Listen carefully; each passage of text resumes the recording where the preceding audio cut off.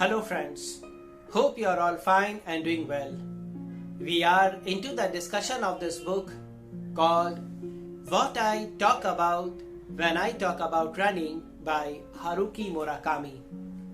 We are into the chapter 4 of this book and this is the third video on this chapter 4. I have shared the links of all the previous videos related to this book in the description below. So let's start.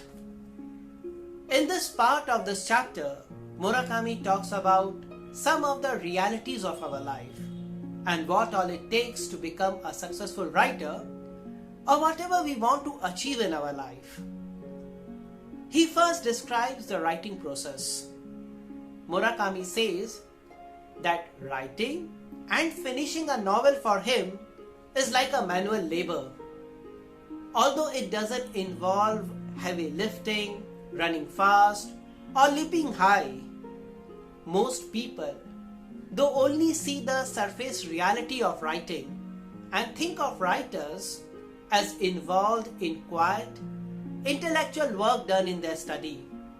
For many people, it seems that writing a novel is as easy a task as to lift a coffee mug.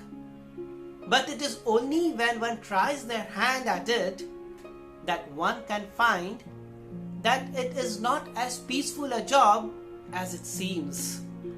The whole process, sitting at your desk, focusing your mind like a laser beam, imagining something out of the blank, creating a story, maintaining a flow, selecting the right words, all requires far more energy over a long period than most people can ever imagine.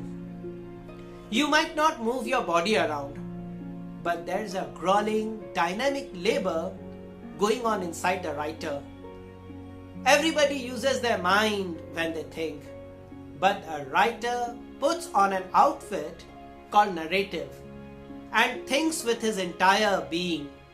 And for the novelist, that process requires putting into play all their physical reserve, often to the point of overexertion. He says that those writers blessed with talents to spare go through this process unconsciously, especially when they are young. Murakami says, being young means the whole body is filled with natural vitality. And if a person is young and talented, it's like a person has wings. But the problem arises when the youth fades. After one passes a certain age, things you were able to do easily aren't so easy anymore. Just as a football pitcher's speed starts to slip away with time. Although people become mature and do make up for a decline in natural talent, but there is a limit. And there definitely is a sense of loss. On the other hand, writers who are not so talented need to work hard on their focus and endurance to compensate for their talent. But while they are getting by on these, they may actually discover real, hidden talent within them.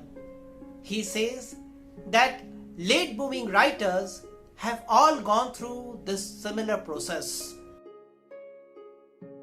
Next, he talks about those who are born talented. Only handful who are blessed with enormous talent. Right from the beginning to end, they never fade up and whose works are always of the highest quality. These few fortunate have water vein that never dries up, no matter how much they tap into it. This is something to reflect upon. Murakami is talking about both types of people. One category of people are those who are good and with training they become very good and has the capacity and potential to become very, very good.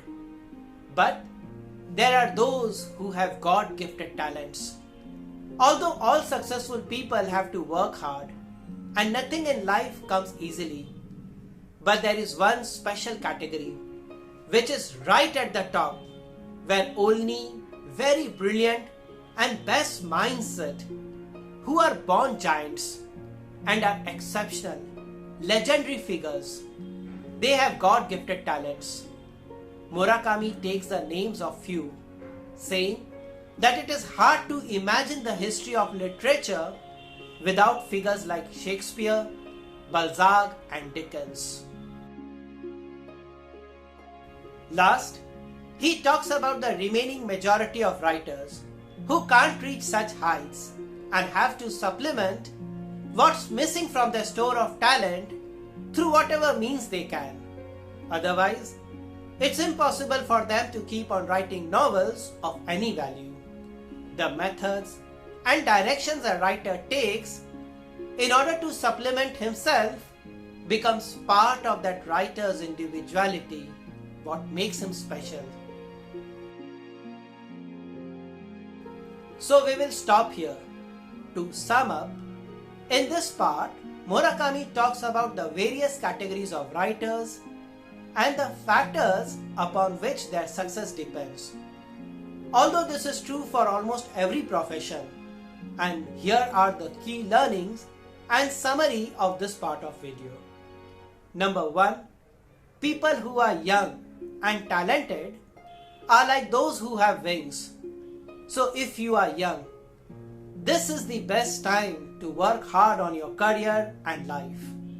Number 2. Although people mature with age, but after a certain age, things which were done easily doesn't remain easy anymore. Number 3. We all have potential to become from good to very good with our hard work and training, but only few are born with God-gifted talents. Let's stop this video here, and in the next video, we will complete this chapter 4. Thank you.